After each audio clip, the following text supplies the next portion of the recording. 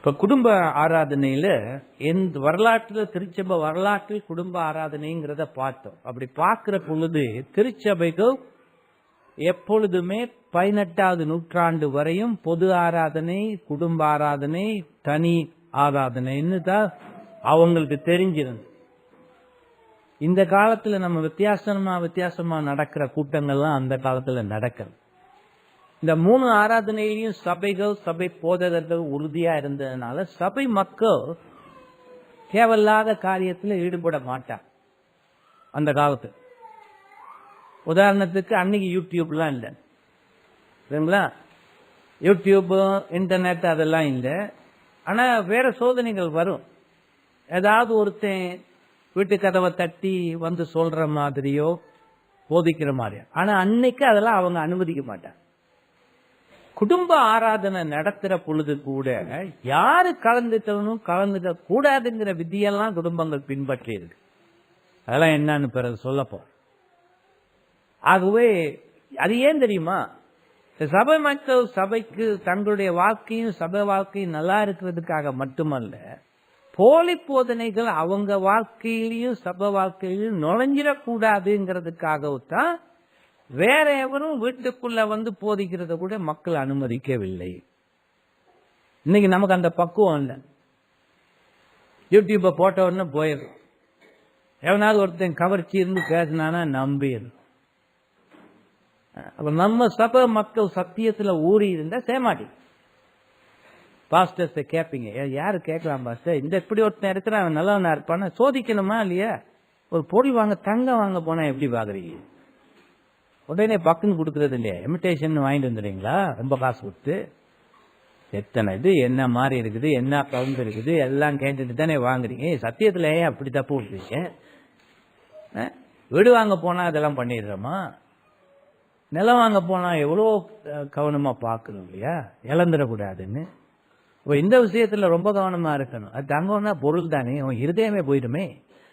போலி போதனை பவுல் எத்தனை தடவை சொல்லி இருக்கிறாரு. போலி போதனையாளர்களை விடாதி இருக்காது, இவனோடு சேராதி இருக்காது, இவனோடு கூடாதி இருக்காது. சகோதரர்கள் சொல்றவங்க அப்படி வந்துடலாம். போலி போதனை அவ்வளவு ஆபத்தானதுங்கிறது சபை போதனை காப்பாற்றப்படுவதற்காக கண்டவங்களையும் கேட்பதை அவர்கள் அனுமதிப்பதில்லை, கேட்பதும் இசை. அதனால இன்னைக்கு நமக்கு அந்த கட்டுப்பாடுகள் எல்லாம் தேவை. நான் ஒரு முறை மதுரையில் நடந்தப்ப, அப்பெல்லாம் வயசு குறவு இல்லையா, அதிரடியா பேசிடு. சபையை மதிக்காதவனை நான் மதிப்பதில்லை அப்படின்னு பேசியிருக்கிறேன் பல கூட்டங்கள். சபையை தெரியாதவனை நான் தெரிந்து கொள்ள வேண்டிய அவசியமே இல்லைன்னு சொல்லிடுது. கேட்கறதுக்கு கொஞ்சம் இதா இருக்கும், ஆனா அப்படிதான் உண்மை. சபை இப்ப போன 2 வாரங்களுக்கு முன்பு ஒரு கப்பல், ஒரு ஹஸ்பண்ட் மனைவி ரீசெண்டா கல்யாணம் பண்ணாங்க. அவங்க ஹனிமூனுக்காக எங்க ஊருக்கு வந்தாங்க. ஹனிமூனுக்காக வந்த பொழுதும் ஒரு தீர்மானத்தோட வந்தான், எங்க சபையை கண்டுபிடிச்சு அதில் தான் கலந்துக்கணும். அப்ப வர்றதுக்கு முந்தைய அக்டோபர்ல எனக்கு அனுப்பி இருக்கிறாங்க இமெயில். நீ என் ஒய்ஃப் இது அந்த இதெல்லாம் வந்ததுனால நான் அதை கவனிக்காம விட்டுட்டேன் போல இருக்கு. இருந்தாலும் அவங்க பாஸ்டர்கிட்ட கேட்டு அட்ரஸ் எல்லாம் வாங்கி கூகுள்லையும் ட்ரை பண்ணி அவங்க வந்துட்டான். எனக்கு தெரிஞ்ச சர்ச் 2 வாரம் எல்லா சர்ச்லையும் கலந்துக்கிட்டு ரொம்ப சந்தோஷப்பட்டாங்க. அப்ப எங்களோட சேர்ந்தவங்க எப்படி நடக்கிறாங்கன்னு பாருங்க. அந்த அளவுக்கு சத்திய வைராக்கியம். கண்ட இடத்துக்கு போக அவங்களுக்கு விருப்பமும் இல்லை. சத்திய வைராக்கியம்னா அதுதான். தான் நம்ம நம்புற சத்தியத்துல இருந்து தீர்மானம் எடுக்க தெரியாது சத்திய வைராக்கியம். இல்லாட்டி வேலை மெனக்கட்டு என்னத்துக்கு 16-19 எழுதி கொடுத்துருக்கு. எல்லாம் சத்தியமா இருந்தா சத்தியமா அது எல்லாம் கிறிஸ்துவா இருக்க முடியுமா? கிறிஸ்துவே சொல்லி இருக்கிறாரு, நான் தான் கிறிஸ்துன்னு சொல்லிட்டு சில பேர் வருவாங்க, கேட்காதுன்னு சொல்லி இருக்கிறாரா இல்லையா? இப்ப அவருக்கே தெரியுது, தானு சொல்லிக்கிட்டே வந்துடுவான். ஆகவே போலி போதனைகள் ரொம்ப ஈஸியா வந்துடுவான். நான் என் மக்களை எப்பவுமே வார்ன் பண்றேன், சரிங்களா? ஆகவே உங்க சபைக்கு ஆதரவு கொடுத்து அதனுடைய பயன்களை பெற்று அந்த சபையில அந்த சபையார் உங்களுக்கு இருக்கிற ஈவுகளை கண்டுபிடிக்கிறதுக்கு நீங்க ஒத்துழைப்பு கொடுத்து அந்த சபையினால உங்க ஈவுகள் அங்கீகரிக்கப்பட்டு அந்த சபையிலிருந்து சேவை செய்வது தான் வேதத்திலிருந்து வருகிற போதனை. அப்படிப்பட்டவங்களை தான் நம்ம நம்ப முடியும், வேற யாரையும் நான் நம்ப முடியாது. ஏன்னா முழு உண்மை நமக்கு தெரியாது, சபையில் இருக்கிற பொழுதுதான் அதெல்லாம் தெரிய வரும். அந்த விதமாக அன்னைக்கு சபைகள் பாதுகாக்கப்பட்டிருக்கின்றன. இப்ப இன்னைக்கு ஒரு புது பிரச்சனை வந்தது, நம்ம ஊர்ல இல்ல, அமெரிக்காவில். அது அதிகமா சொல்ல போறது இல்லை, சுருக்கமா சொல்லியிருந்தேன். போன மெசேஜில் கொடுத்திருக்க வேண்டியது என்னதுன்னா, ஃபேமிலி இன்டகிரேட்டட் மூவ்மெண்ட் அமெரிக்காவில் ஒன்று ஆரம்பிச்சு, ஒருங்கிணைக்கப்பட்ட குடும்ப அமைப்பு, ஒரு ஆர்கனைசேஷன், ஒரு நிறுவனம், சபையில் நிறுவனம். ஏன்னா இந்த சர்ச்சஸ் எல்லாம் இவ்வளவு மோசமா போய் கண்டவங்க எல்லாம் அப்படி பண்றாங்க, போலி போதனை குடும்பத்தை வந்து பாதிக்குது. ஆகவே குடும்பத்தை நம்ம பாதுகாக்கணும்னு சொல்லி குடும்ப தலைவருக்கு ஆலோசனை கொடுத்து குடும்பத்தை எப்படி சரியா பாதுகாக்கணுங்கிற ஒரு ஆர்கனைசேஷன். நல்லது தான், ரொம்ப நல்லது. அப்படியே புத்தி வந்திருக்கேன், குடும்பத்தை பாதுகாக்கணும். நீ குடும்பத்தை பாதுகாக்காட்டி நீயும் போயிடுவ, சபையும் போயிடும். ஆனா அதை ஒரு ஆர்கனைசேஷனா மாத்திட்டான். அதான் தப்பு. ரெண்டாவது தப்பு, இந்த குடும்பத்துல காட்டுற அக்கறைகள் ரொம்ப அதிகமாகி சபை தலைவன் தான் வீட்டுக்கு ஆலோசனை கொடுக்கணும், சர்ச்சுக்கும் ஆலோசனை கொடுக்கணும்னு போயிடுச்சு. அது பியூரிட்டன்கள் காலத்தில் இருக்கு, பாத்தீங்களா? அது தவறு. நீ என்னதான் குடும்பத்துக்கு தலைவனா இருந்தாலும் நீ சபைக்கு கட்டுப்பட்ட. சபைக்கு நீ சபை அங்கீகரித்து மூப்பராகி இருந்தா அது வேற விஷயம். இல்லாத பொழுது சபைக்கு மூப்பர்களுக்கும் கட்டுப்பட்டு உன் குடும்பத்துக்கு விசுவாசமாகவும் போதகனாகவும் இருக்கணும். இப்ப இந்த ஆபத்து தவிர்த்துக்கணுங்கிறதுக்காக நம்ம ரிஃபார்ம் பேப்டிஸ்ட் இறையியல் வல்லுநர் சாம் வால்டன் அவர் பேர், அவர் என்ன சொல்லி இருக்கிறார் ஒரு புத்தகத்துல வாசிக்கிறார். நாம் நம்முடைய குடும்ப ஆசாரித்துவத்திற்கு இடையூறாக சபை இருக்கிறது என்ற தவறான எண்ணத்தில் திருச்சபையை உதாசீனம் செய்யவோ புறக்கணிக்கவோ கூடாது.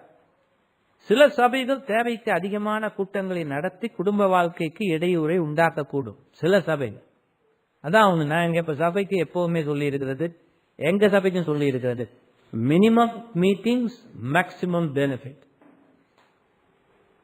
அப்படின்னா என்ன? குறைந்த அளவான கூட்டங்கள் கூடுதலான பயன்பாடு. மதங்களாம் நடத்துற மாதிரி ஒரு வாரத்துக்கு 20 மீட்டிங் நடத்திக்கிட்டு இருந்தா கணவன் மனைவி வாழ்க்கையே நடத்த முடியாதியா? பிள்ளைகள் என்னப்பா டார்ச்சர் பண்ணக்கூடாது. ஞாயிற்றுக்கிழமையில நடக்கிற மீட்டிங் எல்லாமே முக்கியமான மீட்டிங். அந்த மீட்டிங்க்கு அப்சண்டா இருக்கிறது ஆபத்து இல்லைங்களா? அப்புறம் என்ன வருது? ஜெப கூட்டம், சரிங்களா? நடு இதுல அதையும் கலந்துக்கும். அதுக்கு மேரி ஸ்பெஷல் மீட்டிங்ஸ் இந்த மாதிரி இருந்து நடக்கும். இதுக்கெல்லாம் மீறி ஒவ்வொரு வாரமும் நிறைய நடத்தி டார்ச்சர் பண்ணக்கூடாது. நமக்கு சபையிலையும் வேலை இருக்குது, வெளியிலையும் வேலை இருக்குது, பேலன்ஸ் ஒன்று வேலை. அதுதான் அவர் சொல்றார். சில சபைகள் அதிகமான கூட்டங்களை நடத்தி குடும்ப வாழ்க்கைக்கு இடையூறு உண்டாக்கக்கூடும். திருச்சபை இதை உணர்ந்து குடும்ப தலைவன் குடும்பத்தை நடத்தி வர வேண்டிய கடமைக்கு ஆபத்தாக இருந்து விடுமாறு எதையும் செய்யக்கூடாது.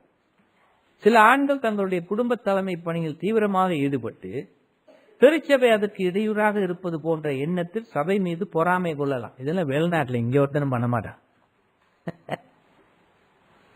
இதன் காரணமாக சபையின் ஞாயிறு பாடசாலை தன் வீட்டு தலைமையை தன் கையிலிருந்து பிரித்து விடுவதாக கருதலாம். ஆனால் அவங்கெல்லாம் ஓய்வு நாள் பாடசாலையை விரும்புறதில்லை. சில குடும்பங்களில் கர்த்தரின் தெய்வீக நிறுவனமான சபையை பற்றிய தெளிவு இல்லாமல் பொது ஆராதனையையும் சபையும் உதாசனப்படுத்தி வீட்டிலிருந்து ஆராதனை செய்யக்கூடும். இதெல்லாம் வேத போதனைகளுக்கு முரணான நடவடிக்கைகள். ஒரு பாஸ்டர் கென்டாக்கில ஒரு சர்ச் வச்சிருக்கிறார். ஆகவே நம்ம எப்பவுமே எக்ஸைட்டட் ஆகி ஓவரா போயிடக்கூடாது. குடும்ப தலைவனா குடும்பம் நடத்தப்பட வேண்டும், குடும்ப தேவைகளை ஆத்மீக தேவைகளை கவனிக்கணும், குடும்பத்துக்கு போதனை கொடுக்கணும். ஆனா அது சபைக்குள்ள இருந்து தான் செய்யணும். சபைக்கு ஆபத்தாகவும் வந்துவிடக் கூடாது. சரி, ஆல்ரைட். இப்போ பாடத்தை பார்க்கலாம். குடும்பத்தின் ஆசாரி, த priest of home தான் இங்கிலீஷ்ல. குடும்ப ஆராதனையை யார் நடத்தணும்? பொதுவா குடும்ப தலைவனே நடத்தணும். கணவன். கணவன்மார்கள் ரொம்ப வீக் நம்ம ஊர்ல, ரொம்ப வீக். எத்தனையோ குடும்பங்கள் கண் முன் வந்துட்டு போகுது. பெண்கள் தான் பேசுவான். ஒரு இடத்துல இந்த கணவன் ரொம்ப அமைதியானவர், பேசவே மாட்டார். இந்த பெண் தான் அதிகமா பேசி, இப்போ ஒரு கட்டத்துல ஓவராவே பேசி, அப்ப நான் அன்போட கண்டிக்க வேண்டியவன். என்ன நீங்க கூட பேசுறீங்க, அவ்வளவுதான், அதிகமாவே பேசுறீங்களே.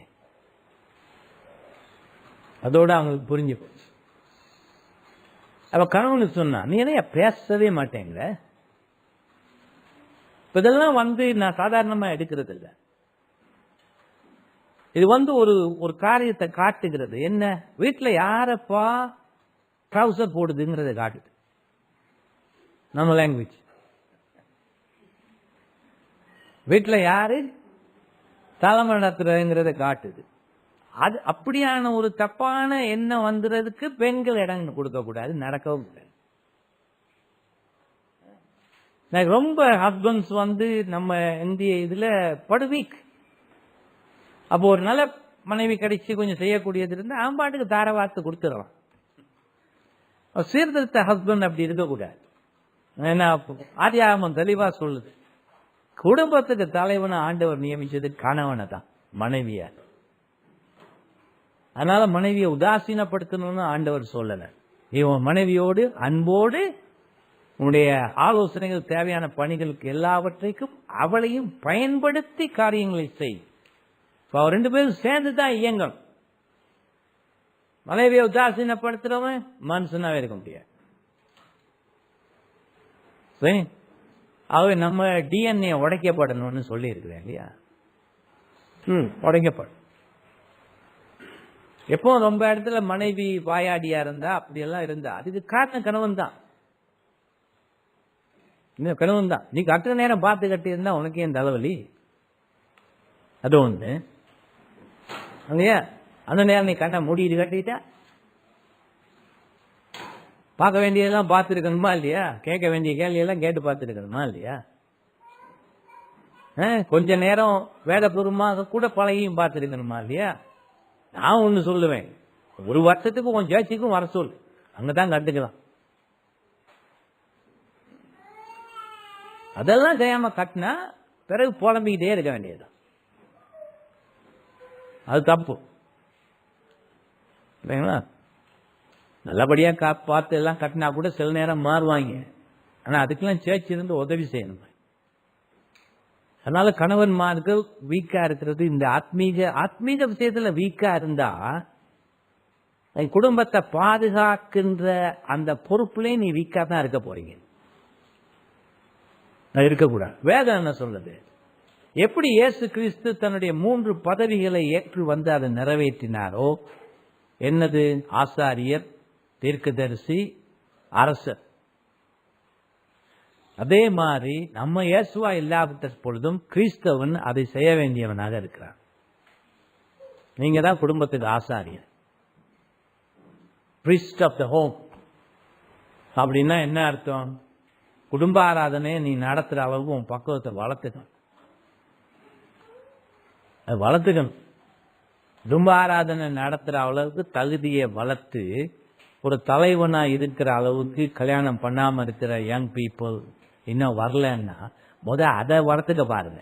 அதுக்கு பிறகு கட்டலாம். வயசு போகுதுன்னு அதை கேட்காது. அம்மா அப்பாவது இந்த வேலை, வயசு போனா பரவாயில்ல, குடியே போனா என்ன ஆகுது? என்ன ஆகுது? ரெஸ்ட் ஆஃப் யுவர் லைஃப் சந்தோஷமே இல்லாம வாழலாமா? ஆகவே ஒரு நல்ல குடும்ப தலைவனாக இருப்பதற்கு, குடும்ப ஆராதனை நடத்துவதற்கான வேதத்தை எல்லாம் கற்றுக்கொண்டு அந்த தகுதியே இருக்கிறதா பார்த்து அந்த தகுதியோடு உங்களுக்கு கீழ்ப்படிந்து வாழக்கூடிய ஒரு விசுவாசியான பெண்ணை தான் பார்க்கணும். பெண்களும் கூட இந்த பலவீனமானவங்களை கட்டாது. முன்னாலே கொஞ்சம் தைரியமா பேசி பார்த்து ஒழுங்கானவனை கட்டுறது தான் நல்லது. சொல்றதெல்லாம் ஈஸி, ஆனா உங்க பண்பாட்டில் எல்லாம் லேஸ் இல்லைங்கிறது எனக்கு நல்லா தெரியும். ஆனா வேற வழி இல்லை. கிறிஸ்தவ வாழ்க்கை ஒழுங்கா போய் பிறக்கிற பிள்ளைகளுக்கு செய்ய வேண்டியதெல்லாம் செஞ்சு கொண்டு போகணும்னா இதுல கருத்தோடு இல்லாம பண்ண முடியாது. புரியுதா உங்களுக்கு? அப்ப குடும்பத்தை யாரு நடத்தணும்? குடும்ப ஆராதனைய குடும்ப தலைவனான கணவனே நடத்தணும்.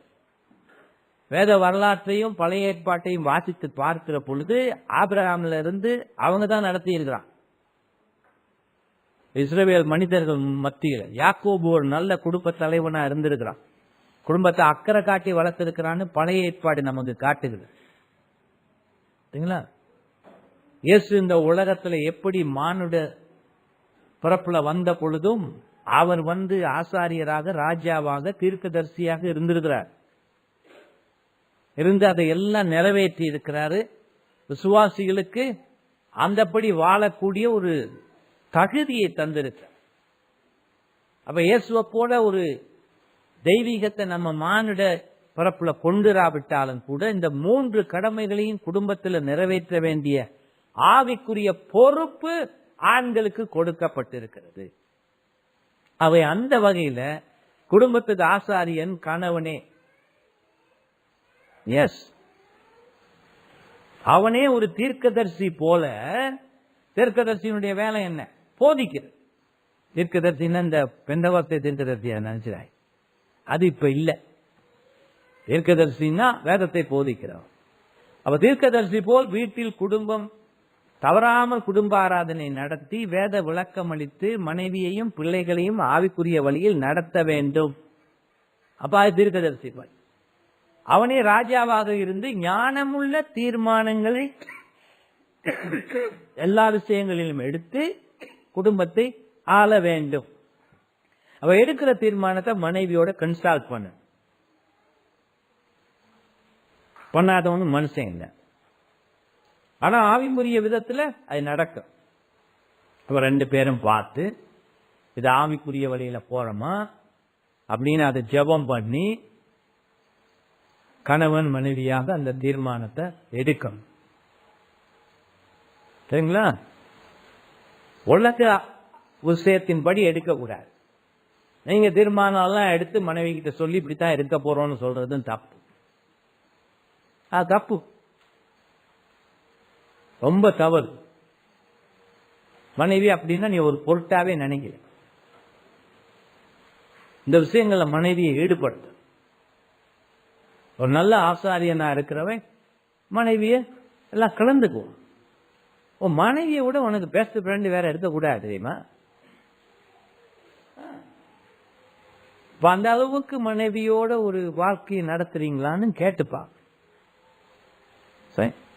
ரொம்ப கணவர்கள் சுயநலம் பிடிச்சா, அதனாலதான் அப்படி இருக்கிறான். ஏன்னா அப்பா அப்படித்தானே இருந்திருக்கிறாரு. அம்மாவுக்கு வேலை துணி துவைக்கிறது, மனைவி கணவனுக்கு வேலை மனைவியை துவைக்கிறது. இதுதானே நம்ம ஒரு டிஎன்ஏ. உண்மையா இல்லையா? சில பேரன் சொல்லுங்க இருந்திருக்கலாம், ஆனா முக்கால்வாசி இதான் நடக்குது. ஊர் தெரியாம இருந்துடாங்க. உங்க ஊரை உங்களோட எனக்கு நல்லா தெரியும். அப்படி இருக்க கூட. இப்ப நம்ம கிறிஸ்தவரா மாறிட்டா அந்த அழுக்கு பண்பாடுகள் எல்லாம் போகணும். மனைவியா நடத்தணும், பேசணும், தீர்மானங்கள் எடுக்கணும், பிள்ளைகளை பற்றி டிஸ்கஸ் பண்ணணும், பேசணும், ஆவிக்குரிய தீர்மானங்கள் எடுக்கணும். இதெல்லாம் ரொம்ப அவசியம். சரிங்களா? ஆகவே ஒரு கணவன் என்ன செய்யணும்? ஆசாரியனா இருக்கணும், குடும்ப ஆராதனை நடத்த, தீர்க்கதரிசியா இருக்கணும், அவங்களுக்கு போதனைகளை எல்லாம் கொடுப்பதற்கு, ராஜாவாக இருந்து ஞானமுள்ள தீர்மானங்களை எடுத்து குடும்பத்தை எல்லா விஷயத்திலையும் குடும்பத்தை சரியா வழி நடத்தணும். இதெல்லாம் சீர்திருத்தவாதிகள் பியூரிட்டன்களுடைய எழுத்துக்கள்ல தவறாம பார்க்கலாம். வேற எவனும் அதெல்லாம் எழுத போறது அவங்களாம் எழுதி இருக்கான். அது மட்டும் இல்லாம பேப்டிஸ்ட் பிரசங்கியான சார்ல்ஸ் ஸ்பர்ஜன், அப்புறம் ஜான் ஏஞ்சல் ஜேம்ஸ் சொன்ன ஒருத்தர், மார்ட்டின் லாய்ட் ஜோன்ஸ் நவீன காலத்துல, இவங்க எல்லாரும் தங்களுடைய எழுத்துக்கள்ல இப்படிப்பட்ட போதனைகளை தான் வலியுறுத்தி எழுதியிருக்கிறாங்க. ஆனா இன்னைக்கு சீர்திருத்த போதனைன்னு சொல்லிக் கொண்டு அலைகிற கொஞ்சம் பேர் நம்ம நாட்டில் கூட இதெல்லாம் வாசித்ததும் இல்லை, தெரிந்ததும் இல்லை. அது டேஞ்சரஸ். அதான் எப்பவுமே நான் வார்ன் பண்றது, ரிஃபார்ம்னு சொல்றவங்க எல்லாம் நம்பாதீங்கய்யா, நம்பாதீங்க. 16ஆம் நூற்றாண்டுல கூட கால்வின், மார்ட்டின் லூத்தர்லாம் கவனமா இருந்தது. ஏதோ ஒரு வீச அளவு தெரிஞ்சிருந்து தான் பெரிய மார்ட்டின் லூத்தர்னு நினைச்சுக்கிறது அறிவு கெட்டத்தனம். நமக்கு தாழ்மை இருக்கு. தெரியாதது எனக்கு அதிகம் இருக்கிறது, தெரிந்தது குறைந்த அளவேன்னு சொல்றவனையாவது நம்பலாம். எல்லாம் தெரிஞ்ச மாதிரி அலைகிறவங்க நம்பவே கூடாது. ஒரு பாய்சன் விஷம் ஒரு சொட்டு இருந்தாலும் போதும் ஆளை கொள்றதுக்கு. 90% சத்தியம் தெரிஞ்சிருந்தா 5% விஷமா இருந்தா என்ன, 90% அழிக்குமா இல்லையா? அழிக்கும். ஏன்னா விஷம்னாலே அதுக்கு எதிராக தான் இருக்கும். ஆகவே சத்திய புரட்டல், போலி போதனைகள் எல்லா நன்மைகளையும் இல்லாமல் ஆக்கிடு. அதுதான் உங்களுக்கு வார்ன் பண்றேன். நீங்க குடும்பத்தை பாதுகாக்க. வால்ரன் ஒரு புத்தகம் எழுதி இருக்கிறார், A man as priest in his home. ஒரு ஆண் வீட்டில் ஆசாரியனாக இருப்பதுன்னு ஒரு புத்தகம் எழுதி இருக்கிறார். அதை சொல்லி இருக்கிறார், பழைய ஏற்பாட்டு இஸ்ரவேலில் ஏற்படுத்தி இருந்த ஆசாரியர்களை அடிப்படையாக வைத்து அவருடைய பணிகளின் அடிப்படையில் ஒவ்வொரு கிறிஸ்தவ குடும்பத் தலைவரும் எப்படி குடும்பத்தில் ஆசாரியராக இருக்க வேண்டும் எழுதியிருக்கிறார். இயேசு கிறிஸ்து திருச்சபையினுடைய கணவனாக இருந்து 5வது அதிகார எபேசியர் 22-27 வரையும் எப்படி கணவனாக இருந்து தன்னுடைய சபையாகிய மனைவிக்கு பணி செய்து வருகிறார் என்பது அந்த வசனங்கள் காட்டுகிறது. அந்த மாதிரி இருக்கணும் ஒரு கிறிஸ்தவ கணவன். ஜோயல் பீட்டி கூட குடும்ப தலைவர்கள் குடும்பத்தை எவ்வாறு நடத்துவதுன்னு ஒரு கையடக்கமான ஒரு நூலை சின்னதா எழுதி இருக்கார். இப்ப இவங்களெல்லாம் மேல நாட்டை சேர்ந்தவர். இந்த மேல நாட்டு மனிதர்கள் எழுதின புஸ்தகங்கள்ல நம்ம நாட்டில் ஒரு பிரச்சனை இருக்குது. ஏன்னா அந்த மக்களை அடிப்படையாக கொண்டு அவருடைய தேவைகளுக்கு ஏற்பதான் அங்க ஆலோசனை இருக்கும். ஆனா நம்ம சூழ்நிலையே வித்தியாசம். இங்க இருக்கிறவங்களுக்கு அதை புரிஞ்சுக்க முடியாதது ஒண்ணு, புரிஞ்சுக்க முடியாது. 2வது தப்பான கருத்துக்களை மனசுல வாங்கிட வேண்டியவன். அதனாலதான் நான் எது புக் டிரான்ஸ்லேட் பண்ணாலும் கூட எந்தெந்த இடத்துல எல்லாம் நம்ம நாட்டுக்கு தவறா புரிஞ்சுக்குவாங்கங்கிற ஒரு எண்ணத்தை வச்சு ஒரு பிராக்கெட்ல அதை விலக்கி விட்டுரும். போன செய்தியில கூட சொன்னேன் இல்லையா, ரைட். ஏன்னா இங்க இருக்கிறவங்களுக்கு அந்த சூழ்நிலையில வளரல. அதனாலதான் டிரான்ஸ்லேஷன் அதிகமா செய்வது இல்லை. காரணம், அந்த அதிகமா செய்யாட்டியும் அவங்க பிரசங்கம் பண்றது, போதிக்கிறது எதுவோ அதை தான் நான் செய்து கொண்டு வருது. ஆகவே நம்ம புஸ்தகங்கள் எல்லாமே அதே புஸ்தகங்கள் இருக்கிற சத்தியங்களை தான் விளக்கும். அதுக்கு மாறி ஒரு இடத்துலயும் விளக்காது. அந்த கட்டுப்பாடோட தான் அது செய்துடுவார். இல்லாம அந்த காலத்துல உள்ளதை எழுதுனா நாம மக்களை ரொம்ப தப்பா புரிஞ்சுக்குவோம். இப்ப அதை அந்த ஆராதனை வழிகாட்டி நான் டிரான்ஸ்லேட் பண்ணி இதுல போட்டிருக்கிற இந்த புஸ்தகத்துல இப்ப அதுக்கு விளக்கம் கொடுக்க போறேன். அது நிறைய நம்ம மக்களுக்கு அதை பாக்குறதுல பிரச்சனை இருக்கும். ஆவிக்குரிய பிள்ளை வளர்ப்புல கூட ஒரு இடத்துல அடைப்பு குறிக்குள்ள விளக்கி இருக்கிறேன். ஏன்னா ரயில தப்பா புரிஞ்சுக்குவோம் நம்ம. சரிங்களா?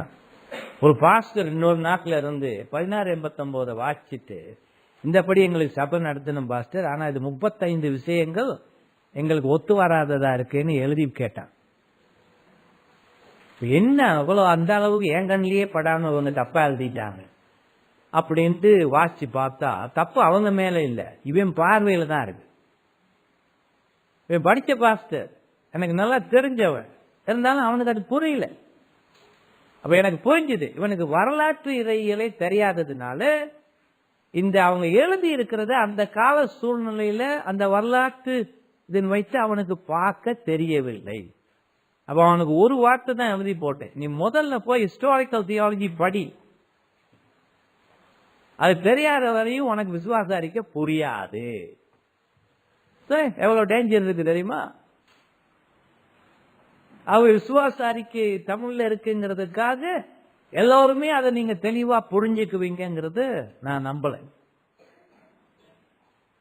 அது வரலாற்று இறையிலின் அடிப்படையில போதிக்கப்பட வேண்டும். அதுக்காக ஒரு கடந்த பாஸ்டர்ஸ் கான்ஃபரன்ஸ்ல அதையே நம்ம செய்தோம். ரொம்ப பேர் அதை ரொம்ப பிரயோசனமா இருந்ததுன்னு சொன்னீங்க. பாஸ்டர் இதை நம்ம முந்தைய படிச்சிருக்கணும்.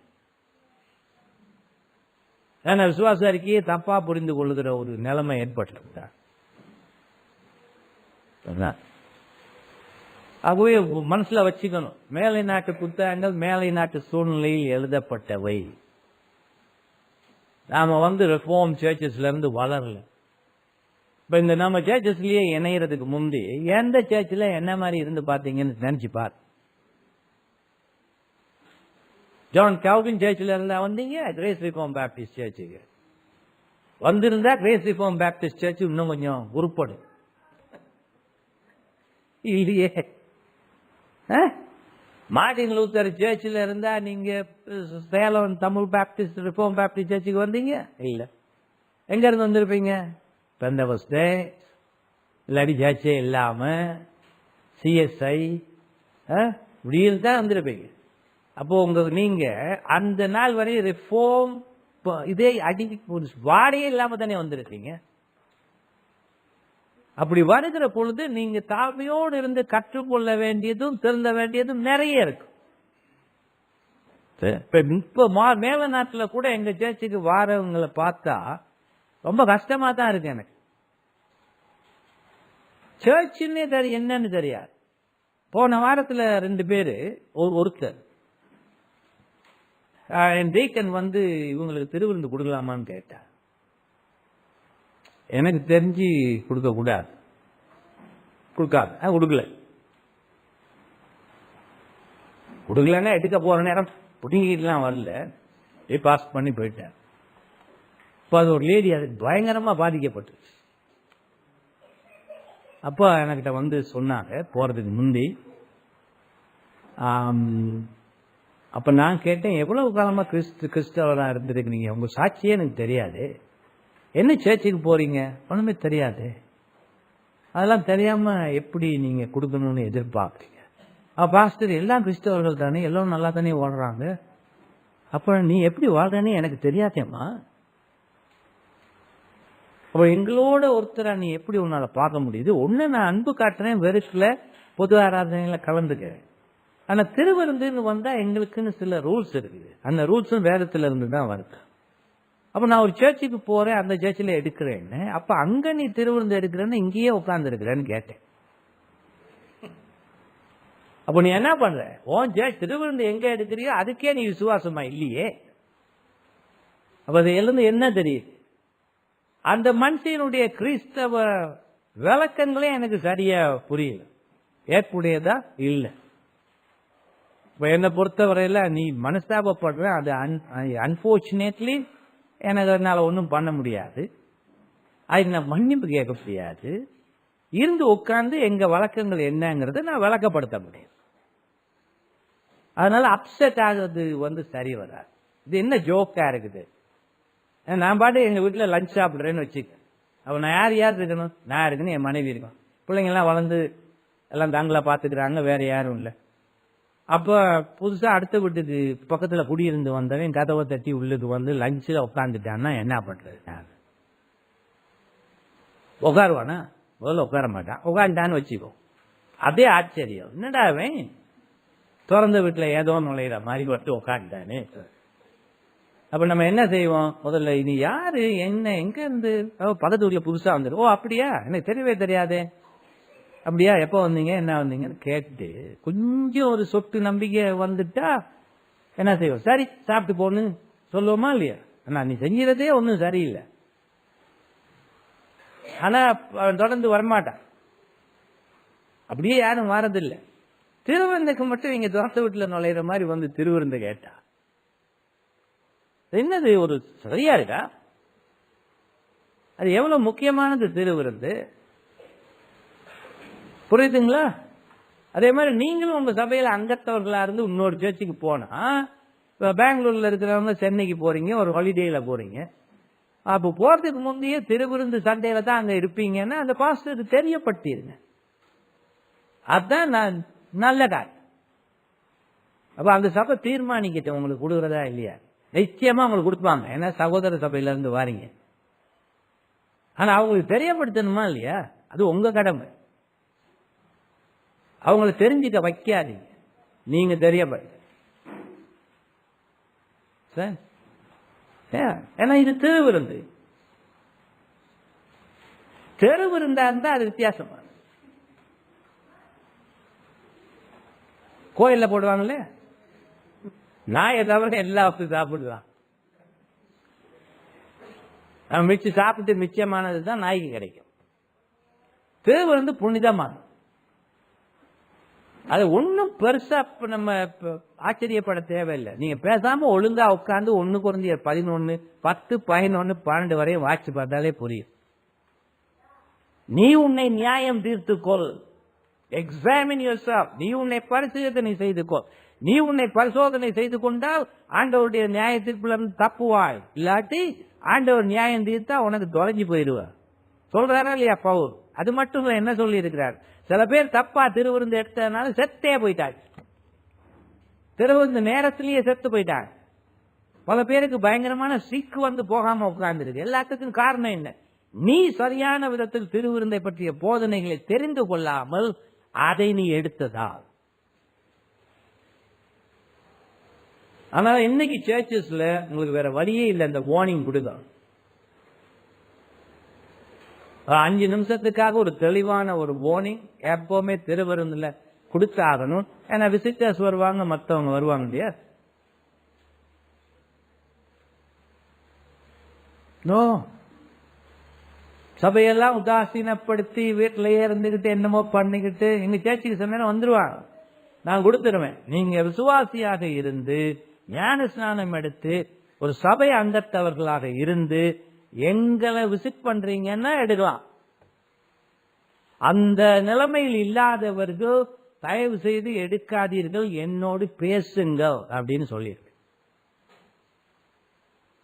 அதுதான் சில நல்ல சேர்ச்சில இருந்து வரவங்க சண்டே அங்க இருக்க போறவன்னு தெரிஞ்சா எனக்கு முன்னாலேயே இமெயில் அனுப்பிடுவாங்க. ஒருத்தரால உடனே அனுப்ப முடியல, அவர் வந்து சொல்லிட்டார், பாஸ்டர் இன்னைக்கு திருவிருந்து உங்க நடைமுறை எனக்கு தெரியாது, நாங்க எடுக்க கூடாதுன்னு சொன்னா அதை பத்தி எங்களுக்கு பிரச்சனையே இல்லை அப்படி. அப்ப நான் சொன்னேன், உங்களுக்கு தான் எனக்கு தெரியுமே எந்த சர்ச்சில இருந்து வாரீங்கன்னு, தாராளமா எடுங்கன்னு எடுக்க சொன்னேன். என்ன அது அமெரிக்காவில் எனக்கு தெரிஞ்ச சர்ச்சில் இருந்து வாரு. ஆனா அவங்களுக்கு கோவிச்சுக்கலையே, இந்த மனுஷி மாதிரி கோவம் வரலையே. என்னடா இப்ப நான் எப்படி பாக்குறேன், ஏன் வீட்டுல வந்து உட்காந்து, ஏன் டைனிங் டேபிள்ல வந்து உட்காந்து, எனக்கு நீ யாருன்னு கூட தெரியாது, சாப்பாடு வேணும்னு நீ டிமாண்ட் பண்ற. பிச்சை எடுக்கிற கூட வீட்டுக்கு வெளியில இருந்து தான் கேட்பான். அப்ப நான் வேதம் சொல்றத பின்பற்றினா உனக்கு ஏன் மேல கோபம் வருதா? புரியுதுங்களா?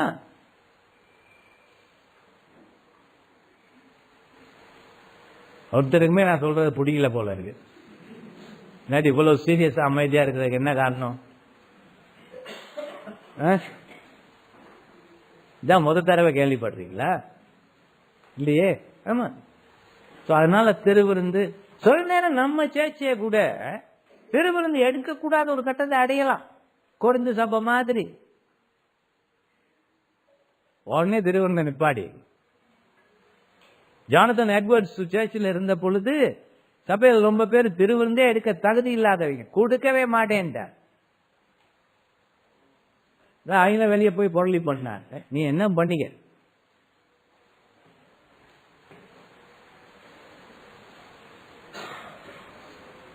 ஆகவே நம்ம என்ன செய்யணும்? நம்ம வேதத்தின் படி நம்ம காரியங்களை செய்யணும். குடும்பங்களுக்கு குடும்ப தலைவன் ஆசாரியனாக இருக்கிறார்.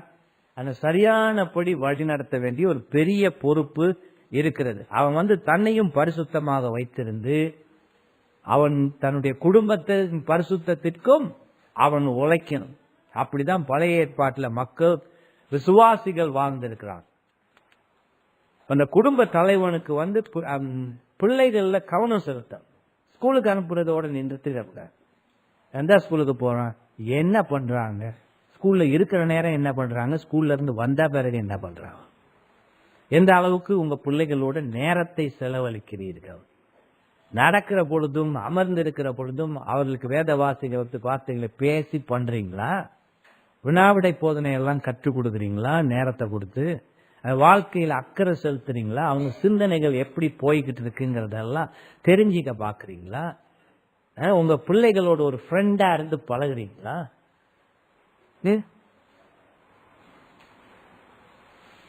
அதான் செய்றீங்களா? அதெல்லாம் இல்லாட்டி எதுக்கியா கல்யாணம்? எதுக்கு கல்யாணம்? ஒரு குடும்ப தலைவனா எப்படி இருக்கணும்னே தெரியாம குடும்ப தலைவனா கல்யாணம் பண்ணாமா? அப்ப நீ தவறான ராங் ரீசனுக்கு கல்யாணம் பண்ற, அப்படிதான் சொல்லலாம். நீ ராங் ரீசனுக்கு கல்யாணம் பண்ண, கல்யாணத்தை தேடிக்கிட்டு இருக்கிற ஒரு பொண்ணை கல்யாணம் பண்ணி ரெண்டும் மோசமா தான் போகுது. அது சரி வராது. ரிச்சர்ட் பாக்ஸ்டர் இந்த குடும்பத்துக்கு ஒரு ஆசாரியனாக குடும்ப தலைவன் இருக்கிறத பற்றி என்ன சொல்றார்? வேதத்துல நிறைய பகுதி நீதிமொழிகள் வாட்சி பாத்தீங்கன்னா 3, 11, 12, 14, 15, 21 வரையும் குடும்ப தலைவர்களுடைய பொறுப்பை அதிகமா நீதிமொழிகள்ல பார்க்க முடியும். பாக்ஸ்டர் என்ன சொல்றார்? கணவன் குடும்பத்தின் பேச்சாளனாக இருந்து ஸ்பீக்கர், ஒவ்வொரு நாளும் கர்த்தரிடம் ஜெபிக்க வேண்டும். அதனால் அவன் ஜெபிக்க கூடியவனாகவும் ஜெபிக்கும் இருதயத்தையும் கொண்டிருக்க வேண்டும். அவன் குடும்பத்தில் ஆசாரியனாக இருக்க வேண்டும். ஆனால் அவன் பரிசுத்தத்தில் மேலானவனாக இருந்து கடவுளுக்கும் குடும்பத்திற்கும் இடையில் இருந்து குடும்பத்தின் ஜெபங்களை கடவுள் முன் சமர்ப்பிக்க வேண்டும். இந்த பணியை அவனுடைய மனைவி செய்வாளானால் அது அவனுக்கு பேர் இழுக்கை தேடி தரும். சில பேர் செய்யறாங்களா இல்லையா? ரொம்ப டயர்டா இருக்குமா, பெண் தானே, நான் எவ்வளவு தூரம் உழைக்கிறேன் ஆபீஸ்ல, இன்னைக்கு நீ பண்ணிடு. நல்ல விசுவாசமுள்ள ஒரு மனைவியா இருந்து சாரா மாதிரி அப்படிலாம் இருந்தா அன்போட கணவன்கிட்ட சொல்லு, என்னதான் டயர்டா இருந்தாலும் என்னதான் வேலையா இருந்தாலும் இது உங்க வேலைங்க, உங்க வேலையை நீங்க செய்யறதுதான் எனக்கும் நல்லது அப்படின்னு சொல்லி புரிய வைக்க. பாக்ஸ்டர் சொல்லிருக்கிறாரா இல்லையா? மனைவியெல்லாம் நீ செய்ய வைக்கிறது உனக்கு பேர் இழுக்கை தரும். இன்னொரு தற்காலத்துல உயிரோட இல்ல, இப்ப 20ஆம் நூற்றாண்டு காலத்துல இருந்த J.I. Packer, அவர் தன்னுடைய நூல் ஒன்று பியூரிட்டன்களினுடைய குடும்ப ஆராதனை நம்பிக்கைகளை விளக்குகிற பொழுது இந்த மாதிரி சொல்றார்: கர்த்தரின் வழியில் குடும்பத்தை நடத்தி செல்ல வேண்டியது கணவனின் கடமை. குடும்பத்தை ஒவ்வொரு நாளும் முடிந்தவரை 2 தடவை ஆராதனையில் வழி நடத்தி. எத்தனை பேர் மூச்சு வீசி விடுறீங்க? இன்னும் யாரும் உயிரை விட்டு அவங்க இருக்கிறாங்களா? என்ன 2 தடவை நடத்தணும்னு சொல்ல, 5 நிமிஷம் நடத்துறதுக்கே உயிர் போகுது. அவர் சொல்றதான் வாசிக்கிறேன். பியூரிட்டன்கள் இப்படிதான் செஞ்சிருக்கிறாங்க. இங்க பாரு, சும்மா பியூரிட்டன் அது இதுன்னு உளறிட்டு இருக்காங்க. இதெல்லாம் செய்யாது. அதை விட அயோக்கியத்தனம் ஒன்றும் இருக்க முடியாது. அவன் பேசவே கூடாது, அவங்க பேரெல்லாம் இழுக்க கூடாது, இதெல்லாம் ஒன்றும் நம்ம செய்யாது. குடும்பத்தை ஒவ்வொரு நாளும் முடிந்தவரை 2 தடவை ஆராதனையில் வழி நடத்தி அவர்களுக்கு எக்காலமும் சகலத்திலும் பக்தியில் முன்னுதாரணமாக இருந்து வர வேண்டும். இதை செய்வதற்காக அவன் நேரத்தை கொடுத்து குடும்பத்திற்கு போதிக்க வேண்டிய சத்தியத்தை கற்றுக்கொள்ள வேண்டும்.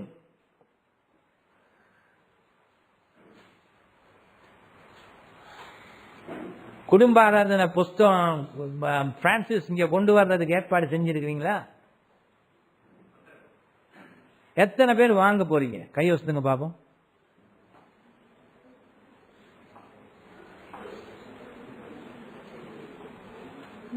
எத்தனை பேர் வாங்கி வச்சிருக்கிறீங்க?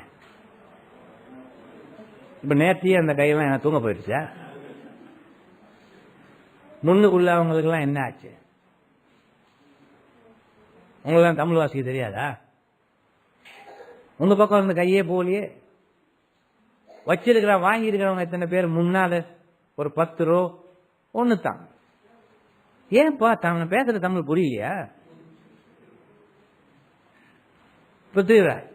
இவ்வளவு நேரம் என்ன சொல்லிட்டு இருந்தேன்? முன்னுக்கு இருக்கிறவங்கள இந்த 10 ரூபா ஒரே ஒரு முறை கடைசியா கேட்கவா? எத்தனை பேர்த்த புஸ்தகம் இருக்கு? ரொம்ப பேர்த்த இருக்கு. ஆனா அது இல்லாதவங்க இருக்கிறாங்க. இல்லாதவங்க வாங்கிங்க, படிங்க, வாசிங்க. 1 மாசம் எடுத்தாலும் பரவாயில்ல. அதை படிக்கிறதுக்கு 1 மாசம் எடுக்கக்கூடாது. எடுத்தாலும் பரவாயில்ல, வாசிங்க. ஆண்டவர் பேசுறதுக்கு இடத்தையும் கொடுக்கணும். நம்ம காது, கண்ணு, இருதயம் எல்லாம் மூடி இருந்தா அவர் எப்படி பேசுவாரு? ஆண்டவர் வலுக்கட்டாயமா வந்து பேச மாட்டார் தெரியுமா? வலுக்கட்டாயமா வந்து பேச மாட்டார். அதனாலதான் அவர் சுவிசேஷத்தை கொடுத்திருக்கிறார். நீ சுவிசேஷத்தை கேளுங்கிறார். அந்த சுவிசேஷத்தை நீ காது கொடுத்து கேசினா தான் நான் பேச வருவேன். அப்ப சுவிசேஷமே இல்லாத இடத்துல நீ இருக்கிற பொழுது அவர் எப்படி பேச போறார்? அவர் தான் பேசுவதை நீ கேட்பதற்காக ஏற்படுத்தி வைத்திருக்கிற வழியை பயன்படுத்தாத வரை ரட்சிப்பு கிடைக்காது. கிடைக்குமா? கிடைக்காது. இந்த மாதிரி நடுராத்திரம் 12 மணிக்கு எழுப்பி காதுல பேசுறது நம்ம ஆண்டவர் இல்ல. அது பிசாசா மட்டும்தான் இருக்க முடியும். ஏன்னா அவருக்கு தெரியும், நல்லா தூங்குன்னு சொன்னவர் அவர் தான். அது சொல்லிட்டு போய் நடுராத்திரில எழுப்பிக்கிட்டு இருப்பாரா? அது போக மாட்டாரு. அப்ப என்ன செய்யணும்? நம்ம காது கொடுக்கணும் ஆண்டவர், இருதயத்தை கொடுக்கணும் ஆண்டவர்.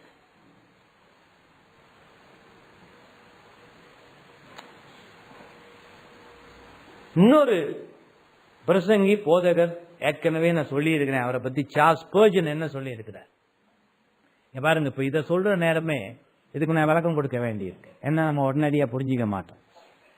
கத்தோலிக்க மதத்திற்கு எதிரான சீர்திருத்தவாதத்தின் பாதுகாப்பு சுவர் குடும்ப ஆராதனை என்பதை நான் நம்புகிறேன். ஏன் ஸ்பர்ஜன் அப்படி சொல்லணும்? ஸ்பர்ஜன் 19ஆம் நூற்றாண்டு ரயில் மாதிரி. கத்தோலிக்க மதத்திற்கு எதிரான சீர்திருத்தவாதத்தின் பாதுகாப்பு சுவர் குடும்ப ஆராதனை. அதாவது கத்தோலிக்க மத போதனைகள் குடும்பங்களை தாக்கி அதை கைப்பற்றி கொள்ளாமல் இருப்பதற்கு குடும்ப ஆராதனை ஒரு தடையா இருக்கணுங்கிற. ஏன்னா அவரு காலத்திலையும் கத்தோலிக்க மதம் ஸ்ட்ராங்கா இருந்திருக்கு. குடும்ப ஆராதனையை நிறுத்தி கர்த்தருடைய பயத்தோடு உங்களுடைய பிள்ளைகளுக்கு போதிப்பதை செய்யாமல் விட்டால் நீங்கள் மறுபடியும் இந்த நாட்டில், அதாவது இங்கிலாந்தில் ஊரில் இருக்கும் கத்தோலிக்க சபையில் செய்யப்படும் ஜெபம் மட்டுமே கர்த்தரால் ஏற்றுக்கொள்ளப்படும் என்ற எண்ணத்தையும் கத்தோலிக்க சபையே புனிதமானது என்ற கருத்துக்கும் இடம் கொடுத்து விடுவீர்கள். நீங்க குடும்பத்துக்கு ஆசாரியராக இருந்து குடும்ப தலைவர்கள் சீர்திருத்த சத்தியத்தின் அடிப்படையில் நீங்க போற சபையின் அடிப்படையில் ஆராதனையெல்லாம் நடத்தாட்டி உங்களுடைய குடும்பத்தை யாரோ அபகரிச்சிக்க போறாங்க. உங்க மனசு மாறி போயிடும். தன் வீட்டில் ஆசாரியனாக இருக்க வேண்டிய குடும்பத்தின் தலைவனான தகப்பனிடம் இருந்து அவனுக்குரிய ஆசாரிய பணியை இல்லாமலாக்கிவிட்டால் மூடத்தனமான கத்தோலிக்க ஆசாரித்துவத்துக்கு மட்டுமே நீங்கள் இடம் கொடுத்து எல்லா போதனைகளையும் அந்த மாயக்காரர்களிடம் ஒப்படைத்து போலி போதனைகளுக்கு இரையாகி விடுவீர்கள். யார் சொன்னது? ஸ்பர்ஜன் சொல்றார். அப்ப எந்த அளவுக்கு 16ஆம் நூற்றாண்டு 17ஆம் நூற்றாண்டு பெரியவர்களுடைய நம்பிக்கையை ஸ்பர்ஜனும் கொண்டிருந்து அதன்படி சபை நடத்தி இருக்கிறார் தெரியுதா? இன்னைக்கு அந்த கத்தோலிக்க மதம்ங்கிறத பிராக்கெட்ல என்ன போடும்? ஸ்பர்ஜன் சொல்றது இன்னைக்கு கத்தோலிக்க மதத்துக்கு மட்டுமல்ல, Pentecost, Joel Osteen, Benny Hinn, Joyce Meyer, இப்படின்னு நிறைய போகலாம். அவன் நம்ம ஊர்ல உட்கார்ந்து இருக்கிற அதையே மாறி இருக்கிற தினகரன், போல் தினகரன், அப்புறம் அந்த கண்ண முடியிட்டே பேசுவானே மோகன் சி லாசரஸ், இன்னும் நிறைய இருக்கு. எந்த மாதிரியும் இல்லாம தன்னை போலியா இருப்போம்னு சொல்லிக்கிட்டு அலையிற சில பேர், இது எல்லாத்துக்கும் போடணுவாங்க. அப்படியெல்லாம் அபகரிக்கிறதுக்கு இடம் கொடுக்கும்.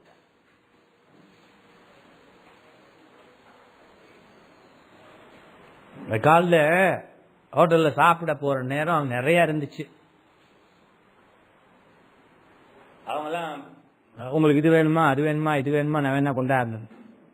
அப்ப நான் என்ன இல்ல, அது வேணா இது வேணா, இதை மட்டும் கொண்டா அப்படின்ட்டு எனக்கு தேவையானதை மட்டும்தான் நான் வாங்கி சாப்பிட்டேன். அவர் போய் பார்த்து எனக்கு ஏதோ தேவையோ பிடிச்சிருக்குதோ அது மட்டும்தான் சாப்பிட்டேன். சத்தியத்திலையும் அப்படிதான்.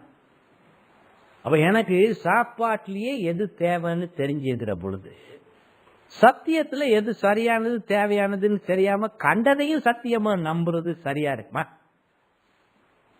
கண்டதையும் உணவா நம்பி சாப்பிட்டுருவீங்களா? இல்ல. அப்ப உங்களை ஒரு பக்குவப்படுத்திகள், அசட்டுத்தனம் இருக்கக்கூடாது, நிதானம் இருக்கணும், பக்குவம் இருக்கணும், ஞானம் இருக்கணும். இல்லாட்டி போரி போதனை தான். ஒரு தடவை எனக்கு சேர்ச்சிக்கு ஒருத்தர் வந்தான், மெம்பர்ஷிப்புக்கு அப்ளை பண்ணான். மெம்பர்ஷிப்புக்குன்னு மீட்டிங் நடத்தினா அவன் பேப்டிஸ்ட்ல இருந்து அதை மாத்திக்கிட்டான்னு தெரிய வந்துச்சு எனக்கு. உடனே மெம்பர்ஷிப் கிளாஸ் ஸ்டாப் பண்ணிட்டேன். ஏன்னா இங்க பேப்டிஸ்டுக்கு மட்டும்தான் மெம்பர்ஷிப் கொடுக்குறேன். அப்ப பாஸ்டர் நான் என்ன பண்றது? மெம்பர்ஷிப் தர முடியாது, தொடர்ந்து வா, அவன் பேப்டிஸ்டா இருந்தா பார்த்து மெம்பர்ஷிப் கொடுக்கலாம். இல்ல பாஸ்டர் நான் தண்ணி இது குழந்தைங்க ஸ்நானத்தை நம்ப ஆரம்பிச்சேன். அப்ப அப்படி ஒரு சபையை தேடிட்டு போயிரு. நான் வேணா ஒன்று சொல்றேன், வேற ஒன்றும் அது மேல என்ன செய்ய முடியாது. அதுதான் தம்பி நீ யோசிச்சு செய்ய. பாவம் வைஃப் வந்து ஒரு என்ன சொல்றது, இவன் சொல்றது இடது பக்கம் திரும்பு திரும்புறேன், வலது பக்கம் திரும்பு திரும்புறேன், அதுக்கு சொந்தமாவே சிந்திக்க தெரியாது. பாவம் என்ன செய்ய, பச்சோந்தி மாட்டு சோ பச்சோந்தி இல்ல, ஒரு ரொம்ப இன்னசென்ட். அப்ப எனக்கு தெரிஞ்சு போச்சு இவன் சரி வராது, இவன் வைஃபையும் எடுக்க போறான். சரி போயிட்டாங்க. என் ஃப்ரெண்டு ஒரு சர்ச்சுக்கு போனாங்க, பிரஸ்பிட்டீரியன் இருந்தால் 2 வாரத்துக்கு மேல அங்கே இல்லை. இன்னொரு பிரஸ்பிட்டீரியன் சர்ச்சுக்கு போனான், அங்கேயும் தொடர்ந்து இருக்குல்ல. எங்க போனான் கடைசியில? அங்கேயும் சர்ச்சுக்கு போனான். உடனே எனக்கு தெரிஞ்சு போச்சு இவன் எங்க போறான் அடுத்து. அங்கேயும் தம்பல. எங்க போய் சேர்ந்தான் தெரியுமா? ஸ்பர்ஜன் சொன்னதுதான், கத்தோலிக்க சேர்ச்சிக்கு போயிட்டான். இவன் கிறிஸ்தவனா?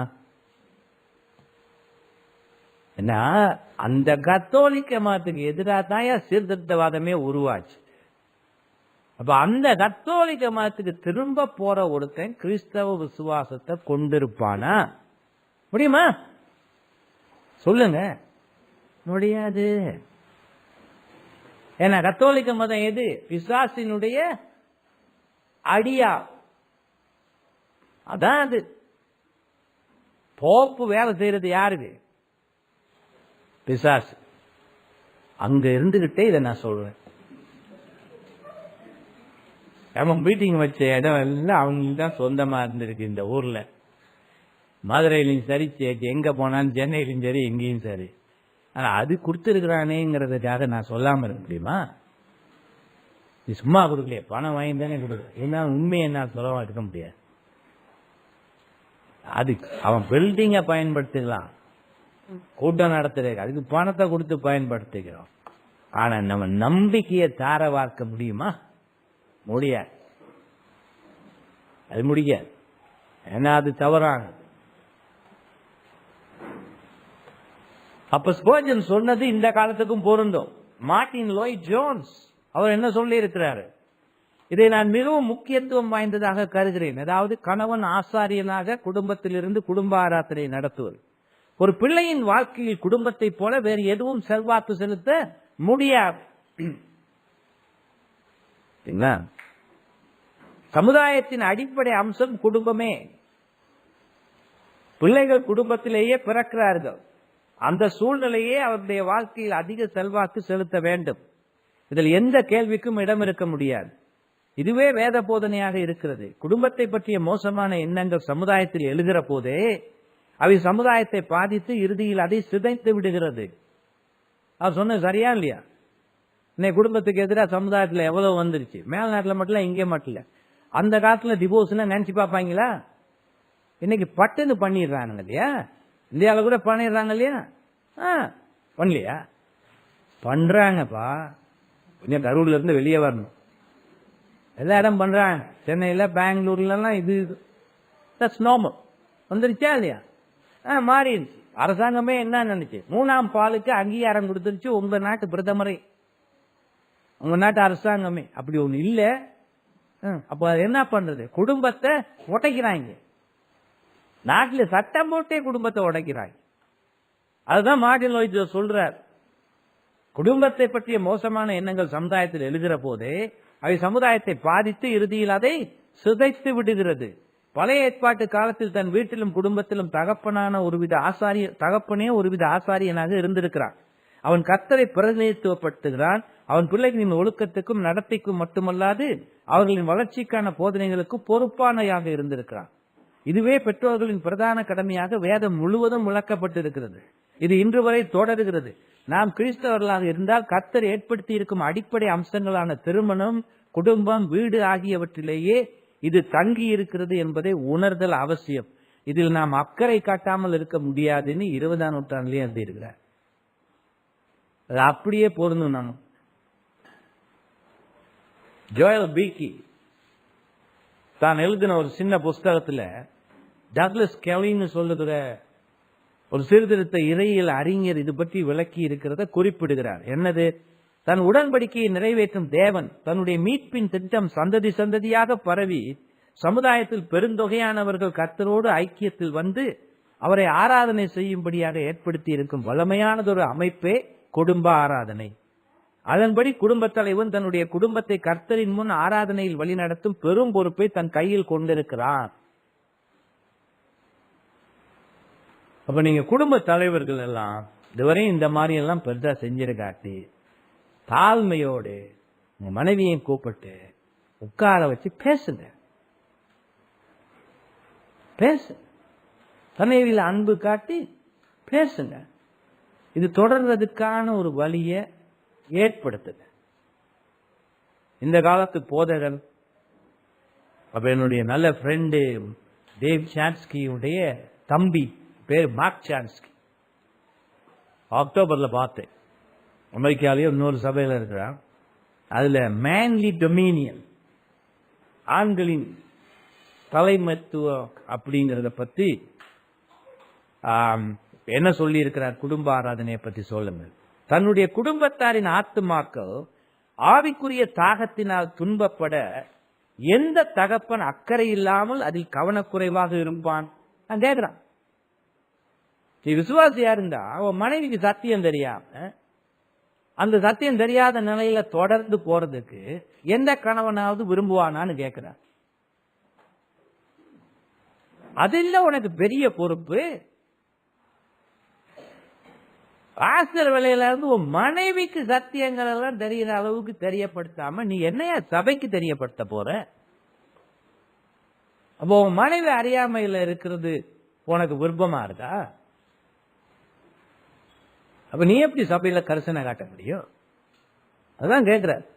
தொடர்ந்து சொல்ற, அன்பும் பக்தி விருத்தியும் கொண்டிருக்கும் மனிதன் தன்னுடைய பராமரிப்பின் கீழ் இருக்கும் ஒவ்வொரு குடும்ப அங்கத்தவனதும் ஆத்தும தேவைகளை நிறைவேற்றுவதை தன்னுடைய பொறுப்புகளில் மிக முக்கியமானது ஒன்றாக கொண்டிருப்பான். இதுல என்னது 17, 17, 18ஆம் நூற்றாண்டு, 19ஆம் நூற்றாண்டு, இன்னைக்கு 21ஆம் நூற்றாண்டுல இருக்கிற எல்லா சீர்திருத்த போதனையை பின்பற்றுகிறவர்களும் ஒரே விதமா தானே பேசுறாங்க, ஒரே உண்மையை தானே சொல்லி இருக்கிறாங்க. மார்க் சான்ஸ்கி தொடர்ந்து சொல்றார், தன்னுடைய குடும்பமாகிய தோட்டத்திற்கு தண்ணீர் பாய்ச்சும் பெருங்கடமையை கொண்டிருக்கும் ஆவிக்குரிய நீர்ப்பாசன கருவி குடும்ப தலைவனே. வயல்ல தண்ணி ஊத்துறதுக்கு பயன்படுத்துவாங்க இல்லையா, அந்த மாதிரி நம்ம குடும்பத்துக்கு ஆவிக்குரிய தண்ணி ஊத்துறவன் குடும்ப தலைவனே. அப்ப எந்த அளவுக்கு குடும்பத்துக்கு முக்கியத்துவம் கொடுத்திருக்கிறது வேதம், அதை பின்பற்றி சீர்திருத்தவாதிகள் நேற்றும் இன்றும் எந்த அளவுக்கு குடும்ப ஆராதனைக்கு முக்கியத்துவம் கொடுத்து குடும்ப தலைவர்கள் அதை முறையாகவும் விசுவாசமாகவும் வீட்டில் செய்யணுங்கிறதையும் திரும்ப திரும்ப திரும்ப சொல்லி இருக்கிறாங்கிறத யோசிச்சுப்பாங்க. குடும்பம் சரியில்லைன்னா சாபம் சரியா இருக்காது. குடும்பம் அங்கத்தவர்களாக இருக்கிறவர்களுடைய குடும்பம் ஒன்று ரெண்டு சரியில்லைன்னு அதுக்கு நடவடிக்கை எடுக்காத, ஆலோசனை சொல்லி எடுக்க வேண்டிய நடவடிக்கை எடுக்காத ஒரு போதகனும் ஆத்தும கரிசனை உள்ள போதகனா இருக்க முடியாது. அப்படியெல்லாம் விட்டீங்கன்னா என்ன நடக்குங்கிறத ஒரு தீர்க்கதரிசி மாதிரி நானே சொல்றேன். இப்படி குழப்பமும் குறைகளும் இருந்து வருகிற ஆண்களையும் குடும்பத்தையும் வைத்திருக்கிற நீங்க அதுக்கு எடுக்க வேண்டிய நடவடிக்கை எடுத்து திருத்தி அவங்கள போதித்து ஆலோசனை கொடுத்து வளர்க்காவிட்டால் மோப்பராகவோ டீக்கனாகவோ யாரையும் போட வேண்டிய நேரத்தில் இப்படியானவங்களை போட்டு அந்த சபையில் இருக்கிற அத்தனை அங்கத்தவர்களுக்கும் ஆபத்தை ஏற்படுத்தி விடுவீர்கள். விடுவீங்களா இல்லையா? ஏன் அதான் செய்வீங்க.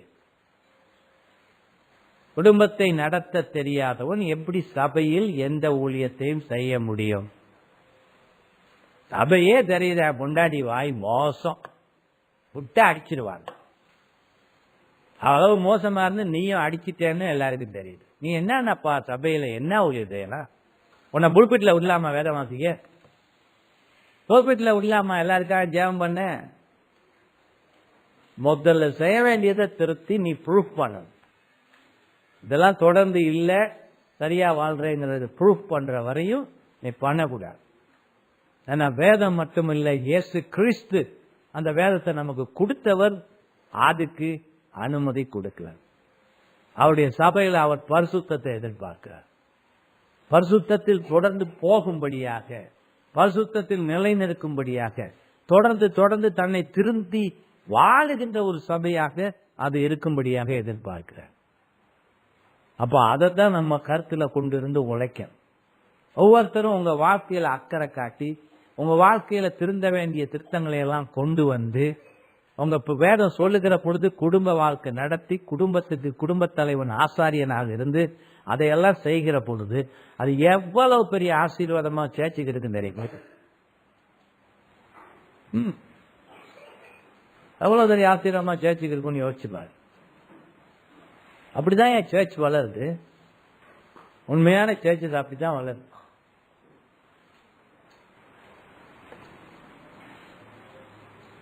ஓகே, ஆண்டவர் நம்மளோட பேசட்டும்.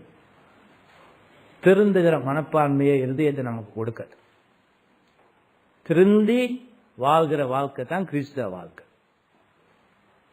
எங்க ஆண்டவர் பேசுகிறாரோ, எந்த சத்தியத்தை விளக்குகிறாரோ அது நம்ம கேட்கிறோமோ, அது நம்ம கிட்ட இல்லைன்னு சொன்னா உடனடியா திருத்தத்தை கொண்டு வந்து அதன்படி போகிற காரியங்களை செய்து கொள்ளுகிற பொழுது நம்ம விசுவாசிங்கிற அடையாளத்தை காட்டுகிறது. ஆண்டவருக்கு எதிர்த்து நிற்க கூடாது. அதனால எந்த நன்மை இல்லை. அவருடைய சபைக்கு எதிர்த்து நிற்க கூடாது. உங்க பிள்ளைகள், உங்க மனைவி, இவங்க எல்லாருடைய ஆவிக்குரிய வாழ்க்கையினுடைய வளர்ச்சி எதிர்காலம் எல்லாம் உங்ககிட்ட இருக்கு. அந்த பொறுப்பு அதில் தவறு விட்டுறாதீங்க. ஜெபம் பண்ணோம். அன்பும் கிருபையும் உள்ள எங்கள் நல்ல தேவனே, குடும்பத்துக்கு எந்த அளவு குடும்ப தலைவன் ஆசாரியனாக இருக்கிறான், நீர் ஆசாரியராக இருப்பது போல என்பதை இதுவரை பார்த்திருக்கிறோம். தொடர்ந்தும் கூட எங்களுக்கு இந்த சத்தியங்களை போதித்து காதிருந்து கேட்டு விடுகிறவர்களாக மட்டுமில்லாமல் இருதயத்தில் அவற்றை பதித்து எடுக்க வேண்டிய ஆவிக்குரிய நடவடிக்கைகளை எடுக்கின்ற இருதயத்தை கொடு. வந்திருக்கின்ற ஒவ்வொரு சபையையும் அந்த சபையாரையும் நீர் ஆசீர்வதியும், இவர்களுடைய ஐக்கியத்தையும் பெருக செய்யும். கிறிஸ்துவின் நாமத்திலே கேட்டு ஜெபிக்கிறோம். ஆமென்.